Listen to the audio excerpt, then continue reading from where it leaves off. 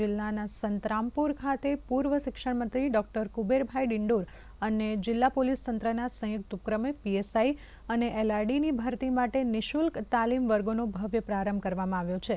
New Gujarat pattern યોજના હેઠળ ગરીબ અને મધ્યમ વર્ગના યુવાનો સ્પર્ધાત્મક પરીક્ષામાં સફળ થાય તે માટે આ સરાહનીય આયોજન કરવામાં આવ્યું છે।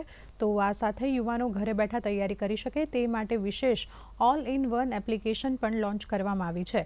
આ કાર્યક્રમમાં સંતરામપુર અને કડાણા તાલુકાના 800થી વધુ તાલીમાર્થીઓ જોડાયા છે। તો કાર્યક્રમ અંતર્ગત તમામ યુવાનોને નિઃશુલ્ક ટ્રેકસૂટ, બૂટ અને પૌષ્ટિક નાસ્તો આપવામાં આવી રહ્યો છે। શારીરિક તાલીમની સાથે લેખિત પરીક્ષા માટે ટાઉન હોલ ખાતે નિષ્ણાંતો દ્વારા માર્ગદર્શન પણ અપાશે। ગાંધીનગર અમદાવાદથી તજજ્ઞોને બોલાવીને વિદ્યાર્થીઓને નિઃશુલ્ક અમે લેખિત પરીક્ષા માટે પણ પોલીસ ડિપાર્ટમેન્ટ અને સાથે મળીને એનો પ્રયત્ન કરીશું।